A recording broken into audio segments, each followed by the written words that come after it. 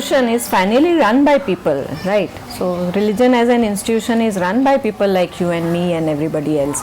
State is also run by people. So whether that institution is enabling or not enabling is something which you have to work towards.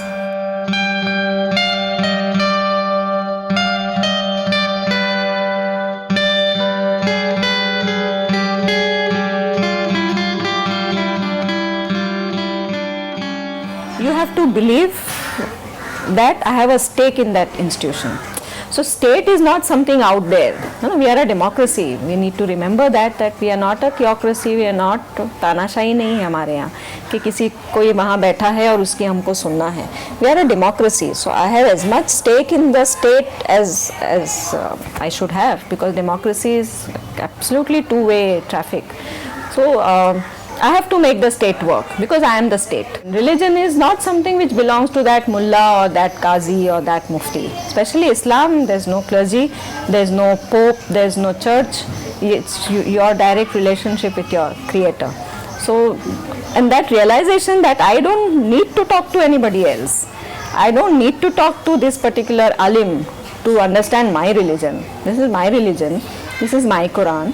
And this is the message of God to me through Prophet Muhammad. I am a literate person, I can read, and I have a right to derive my own meanings from it. So the moment you look at religion also as something which you own, which belongs to you, which is your own, I don't need any people, any mediators in my relationship with my God.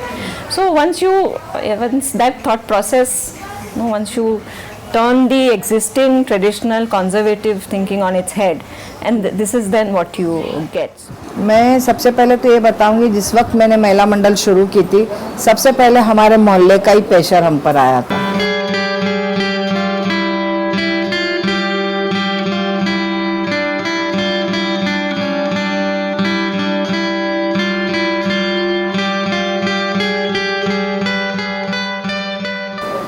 कि आप लोग महिला मंडल नहीं चला सकते, आप घरेलू औरतें, आप घर में रहो, बाहर आप लोगों का काम नहीं है. लेकिन वो सबका मुकाबला हम लोग ने किए कि ठीक है, तुम्हारा देखो, हम तुम्हारे से कोई चीज़ को छीनने वाले नहीं हैं और आप हमसे कुछ छीनने वाले नहीं, लेकिन आपका बोर्ड नहीं लगेगा, आप लोगों का नाम नहीं होना चाहिए किधर भी. लेकिन ऐसा था कि लोग अपने आप हमारे पास आते थे, देखते थे ना, अरे उसका केस ये सॉल्व करे ये औरतों ने, तो बराबर वो हमारे पास. जैसे अभी कल भी बोल रही थी ना औरतें, हमको ये बोला जाता था कि तलाक दिलाने वाली औरतें, घर तोड़ने वाली औरतें. लेकिन जितने लोगों ने इस तरह से बातें की थी, उतने ही लोग हमारे पास आए. और जो लोग यहाँ के जो पटेल माने जाते थे, वो पटेल ही खुद हमारे पास में आकर हमारे काम को देखने लगे कि अरे लोग वाकई में बहुत अच्छा काम करते.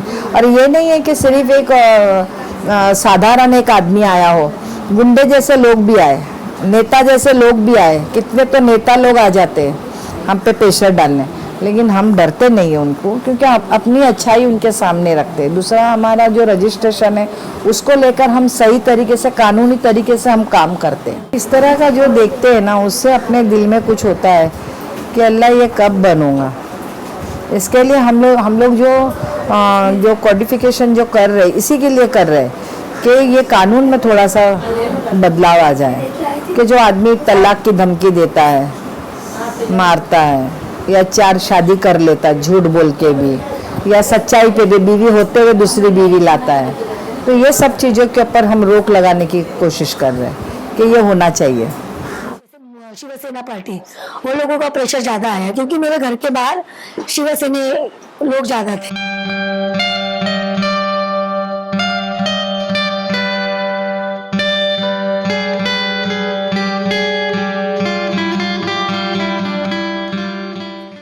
प्रेशर मेरे आदमी को आया तो बोले कि उसको घर से बाहर मत निकाल, या वो जो मुस्लिम संस्था में काम करती बहुत बड़ी प्रॉब्लम है, फिर तेरे को एरिया में रखने नहीं देंगे, जीने नहीं देंगे. मेरे आदमी ने मेरे को वही बोले.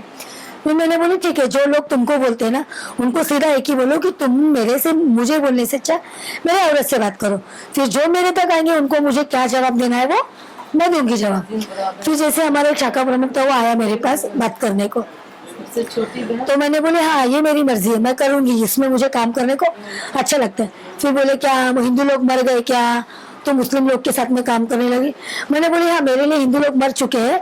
जब मैं भूखी मर रही थी, जब मेरा आदमी मुझे मार रहा था, जब मेरे बच्चे लावारिस हो रहे थे, मेरे बच्चे भीख मांगने तक जा रहे थे, तब हिंदू लोग कहाँ थे, तब तुम शिव सैनिक लोग कहाँ थे।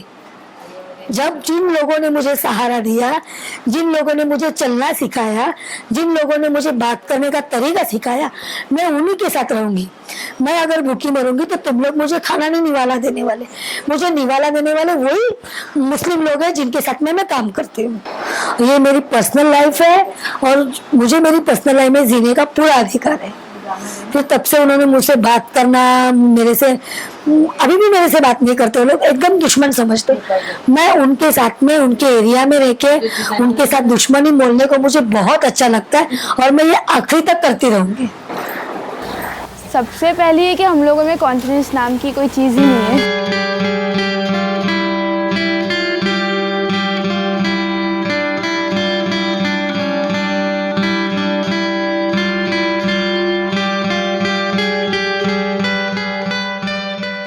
सेल्फ कॉन्फिडेंस तो बहुत दूर की बात, जब मैं यहाँ नई नई आई थी तब मैं इन लोगों से बात भी नहीं करती थी। पर और सेम ये होता है कि लड़कियाँ अगर बैठी है, समझ 10-15 लोग हैं, वो लोग बोल नहीं पाते हैं। हम लोग कोशिश करते हैं कि ऐसा एक माहौल बनाए जिसमें वो बोल सके।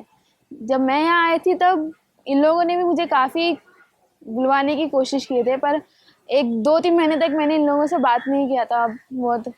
हाँ, तो मुझे पता है कि उन लोगों से कैसे बात करनी है और कैसे उन लोगों को उस मोड से बाहर लाना है। ऐसी प्रॉब्लम्स है, या फिर अक्सर ऐसा होता है कि रास्ते पे चलते हुए किसी ने छेड़ दिया, किसी ने कुछ बोल दिया, तो उसको पलट के जवाब नहीं देते। पर यहाँ पे ट्रेनिंग लेने के बाद जब हम लोगों ने उनसे बात की, उसके बाद काफ़ी लड़कियों में काफ़ी चेंजेस आए हैं। एक ने तो पलट के मारी भी थी। क्या यहाँ पर मीटिंग में जाने का, लड़की लोग के ग्रुप में बोले क्या देते वो तुम लोग को, बोले ये वो। मैंने बोली कुछ नहीं थे, मगर खाली से मेरा खाली हौसला बढ़ता और मेरे को सिर्फ नॉलेज मिलती, वही बहुत बड़ी बात है मेरी।